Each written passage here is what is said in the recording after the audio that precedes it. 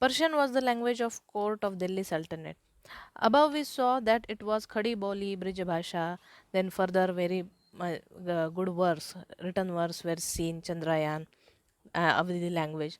Now it came with the Persian. Now Persian was the outcome. Like many people came as traders over here and they left the language. Many people were seen residing here.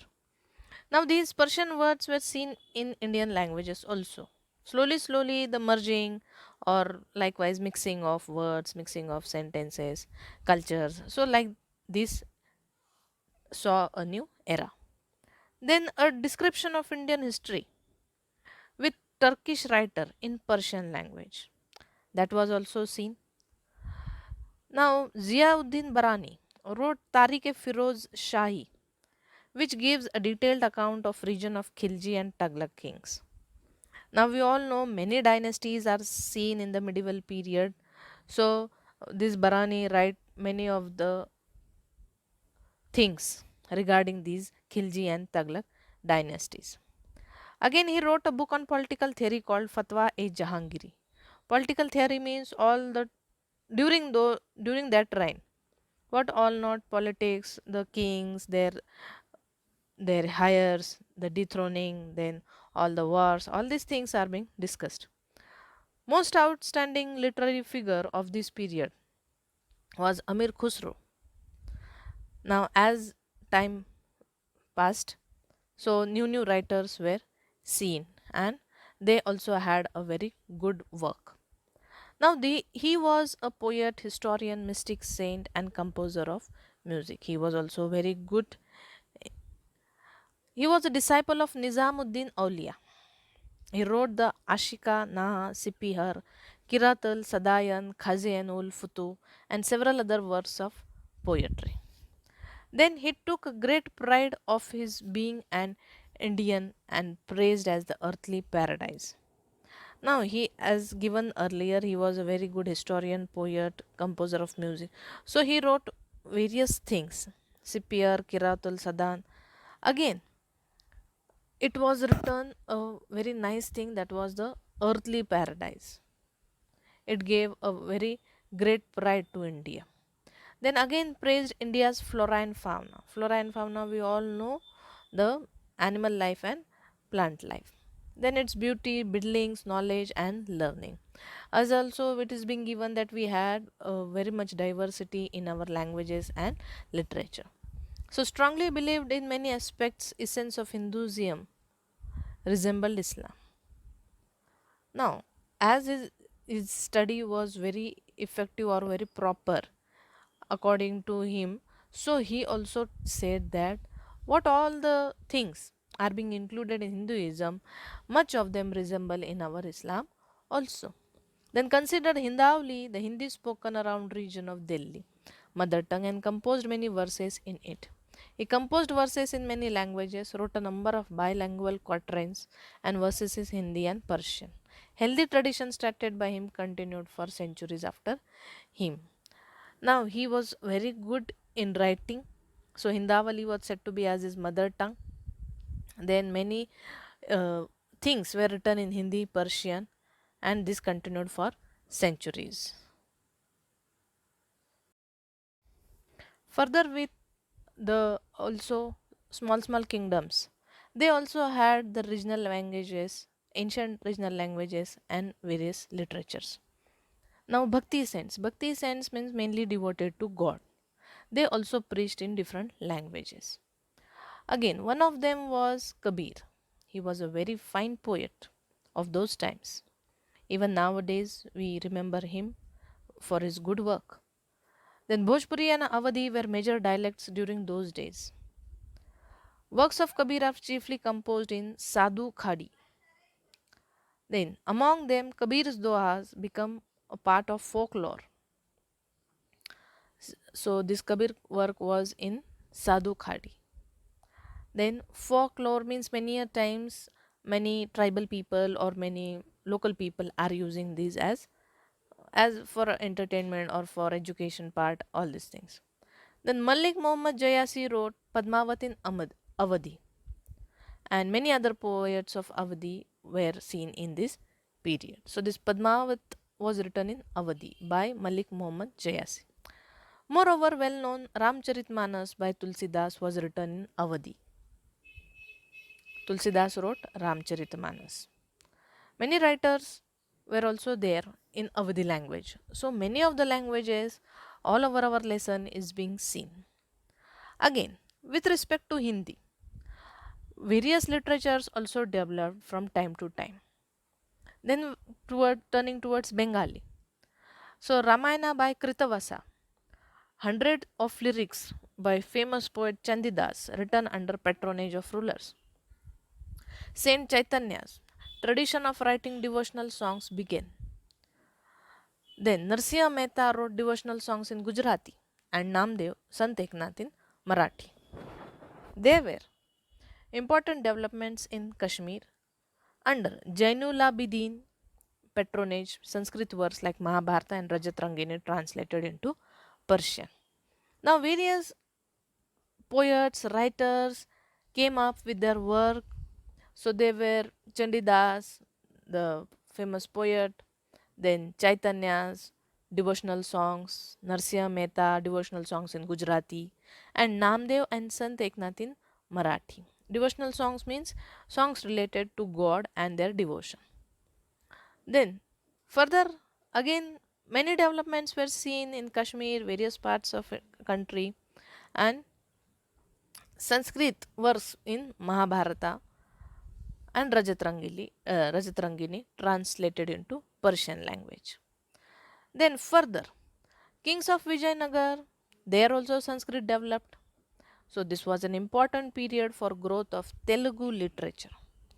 Now this era was also seen as very fine and encouraging. See, so there was Raja Krishna Dev Rai, the great king of Vijayanagar. He was also a Telugu and Sanskrit writer. So he wrote, this Krishna Dev Rai wrote Amukta Malyada. This art and architecture Mughal period saw a development in literature. Now we all know the first Mughal ruler was Babur. So he was also a very good pioneer of Turkish poetry and author of a very good autobiography Tujuke Barbar in Turkish. After that, it was translated into Persian and entitled as Baburnama. Then Gulbadam Begum, sister of Emperor Humayun, wrote Humayunama. Jahangir wrote great autobiography Tujuke Jahangiri.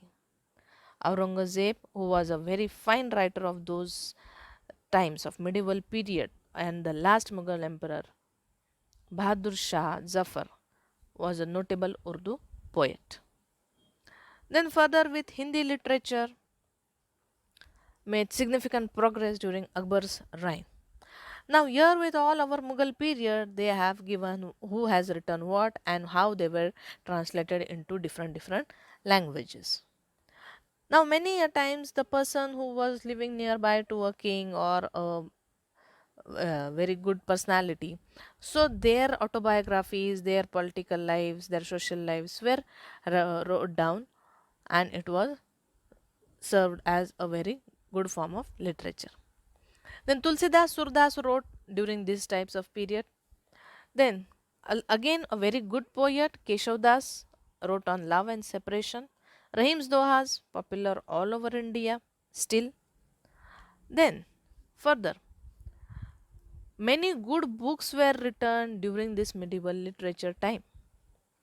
Abdul Fazal, a very good gem of the Akbar court, wrote Aine Akbari and Akbarnama. So this Aine Akbari gives us a detailed account of the Indian customs, manners, religion, philosophy, economic condition, and every aspect during those times. After that, this Abul Fazl's brother, Faizi, he was a great Persian poet and translated many Sanskrit works into Persian. Now, many good people, those who were able to translate Sanskrit works in their own language, so that was done in this period. Again, that this Akbar, a very renowned king, established an independent department of translating Sanskrit words from Mahabharata, Ramayana, Atharva Veda, Bhagavad Gita, and Panchatantra. As these people have been migrated from various countries, so they were not known, or they were very much stick to the Sanskrit word, so they had a department of translation. So this significant developments during medieval period was birth of Urdu language. Again, we are looking here for a very new language, right from Sanskrit, Tamil, Telugu, Awadhi, Brij Bhasha, Khadi Boli, Persian, Bengali, Marathi. So here it comes with the Urdu language. So this new language soon developed into one of the richest modern Indian languages. Then great poets like Wali, Mir Dard, Mir Taki, Mir Nazir, Akbarabadi, Abdullah Khan, Ghalib, Iqbal, and others also prospered very finely during this time. Then, further moving to the early 18th century, Urdu prose was developed very finely, and many of the Sanskrit words were again translated into Urdu. So, same time, prose work in Urdu was written by Muhammad Hussain Azad's Darbar-e Akbari, one of the best works of Urdu language. Then further moving towards our ancient universities of India. So let us see what all being given. Like ancient universities means built around about very earlier in very earlier centuries. Where they are located? So round about four universities are being discussed in our text. Who all students came over here? How many books were seen? What all subjects were taught? And what were its main points or encouragement for the society? So let us study about it. Nalanda.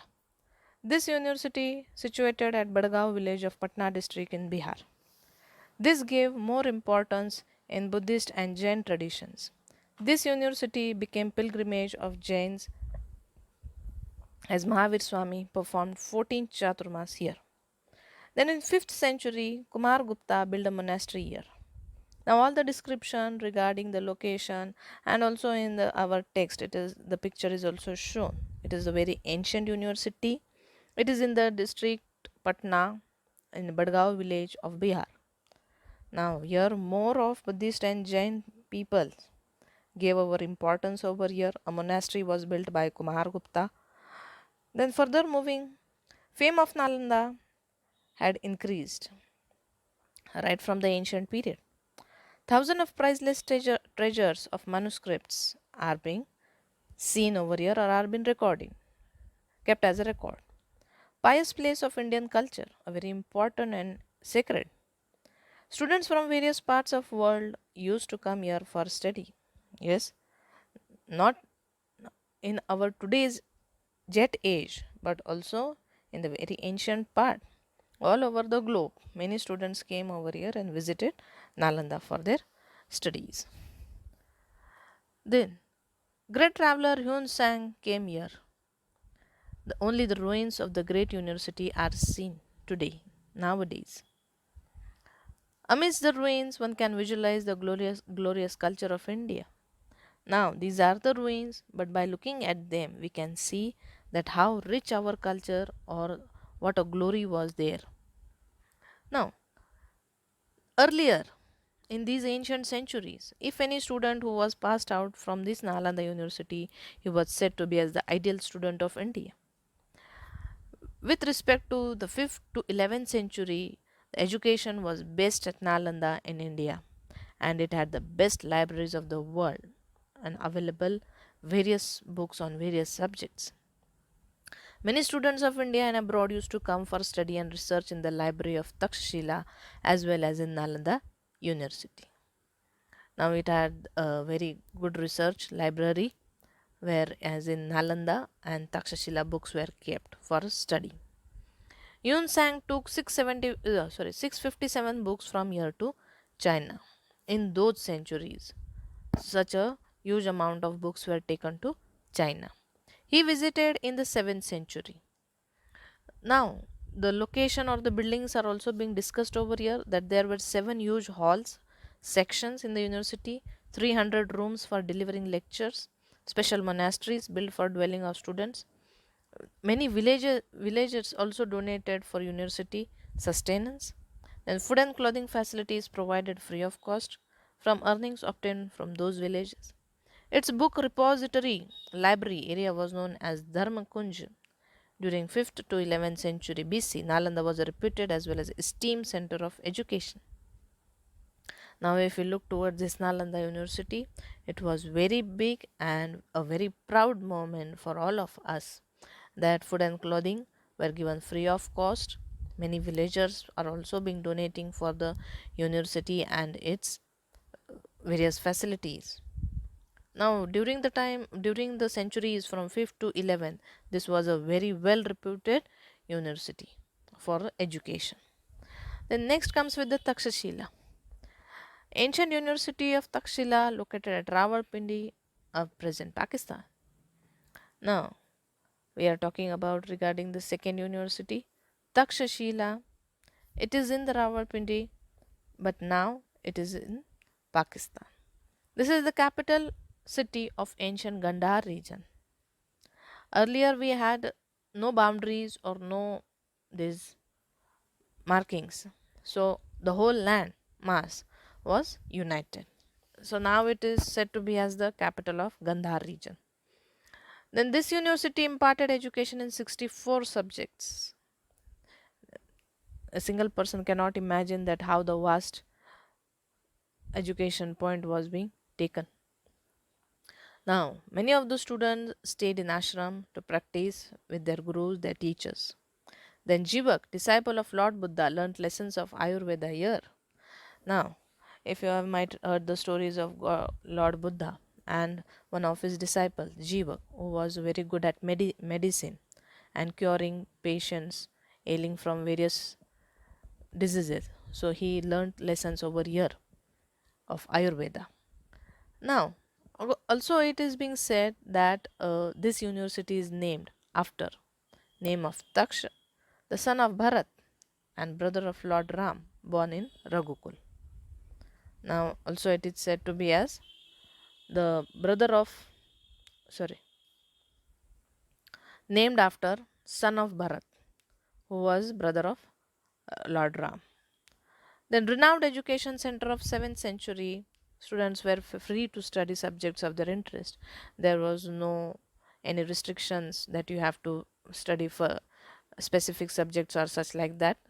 So they were free to choose their own choice.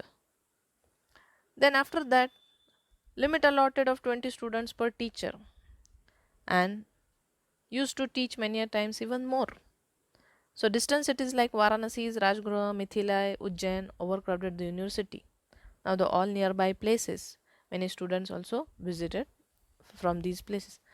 Now Princess of Varanasi and Prasenjit, King of Kaushal, they also studied over here.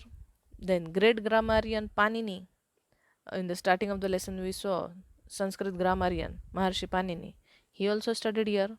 Then expert politician Kautilya. He also got his education from this Takshashila. It was the best center for higher education. Then many students used to practice with their teachers. Practical practical education was also given. Then subjects were Vedas, military science, Gajavidya, also maths, archery, grammar, philosophy, warlore, astronomy, astrology. These all subjects were educated. Then Chanakya, mentor of Chandragupta, he also studied over here. Then Chinese scholar Fahin visited university in the beginning of 5th century. Then further moving with Varanasi, Kashi, located in the northern part of India, very famous pilgrimage place also, right from the earlier centuries.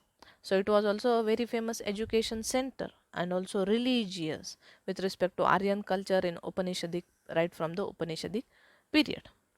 Then this king of Varanasi, Ajat and a great philosopher of this age, Upanishadic age. He was a great supporter of education. So it is mentioned in Vyas Samahita that Maharshi Vedvyas had his ashram in Varanasi. Now, many people migrated from here and there. They were in search of education. They were search of in good quality education. So they were moving from one place to another. And it is said that this Maharshi Ved Vyas had his ashram in Varanasi.